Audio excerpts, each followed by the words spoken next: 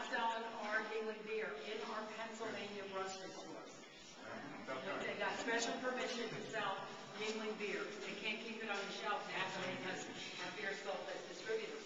So go to your Wegmans, get yuengling at the same time.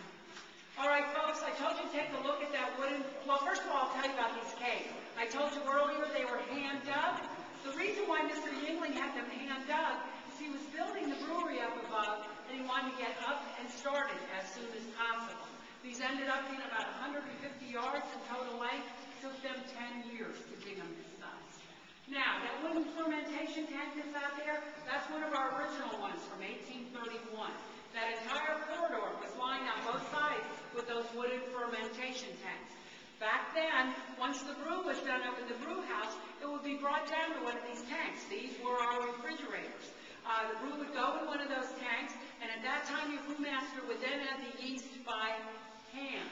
And then he'd watch that tank carefully, 24 to 28 days, and when he thought it was ready, he would taste it and say, oh, this batch is done.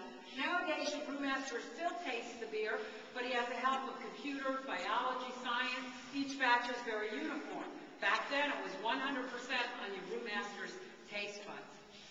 Now, coming into this area, you watch by half of a brick wall. There's another half right here, and under that exit sign, you can sort of make out bricks because that whole opening was bricked up. Those are the walls the feds put up in 1990 to keep us from making and storing our beer. Now, during Prohibition, refrigeration, as we know it today, came into fruition. So these caves became obsolete, stayed sealed up until 1979. Dick's father, Richard L. Yuengling Sr., broke into them for our 150th anniversary. Probably found some old slimy kegs, slimy equipment. More importantly, he found a slimy beer bottle with an unsigned note stuffed in it. That note said something like, the world as we know it has ended today.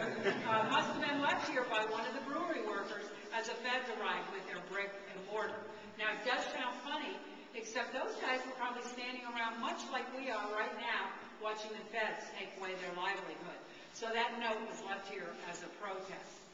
Now, folks, I'm going to tell you what you're going to see in the other area here when we go in. We're a little bit big of a group, so I'm going to tell you what you're going to see. When you go into this next area, to your right, you're going to see a ladder that goes up 2.5 stories. Your free beer is up there, and I'd like to thank you all. No, it does go up 2.5 stories. What you're hearing is our spring water coming out of a pipe, our overflow of spring water. At the top of that ladder, 2.5 stories up, is a cistern, or a big sink. Now, where that ladder comes up, if you went straight up and through the ground, is you come up right where you're standing outside of the bottle shop, because that's where you are when you're near that ladder. There's a big cement plug in the top of that cistern now. But the way we got our water down here up until the 1960s was a gentleman up at the spring house at Tenda, Montalvo would open a pipe. The water would flow down the mountain and collect in that cistern at the top of that ladder. When they were ready for the water, a gentleman would run up that 2.5 story ladder to another pipe, open that up. That pipe was located half a story higher than the bottom of the brew kettle you saw in the brew house. Water would flow into the bottom of the brew kettle, filling it from the bottom up with our spring water. Now, we stopped using our spring water in the 1960s because it could not keep up with our demand then, let alone today. We now use Pottsville City water at this location and our new location.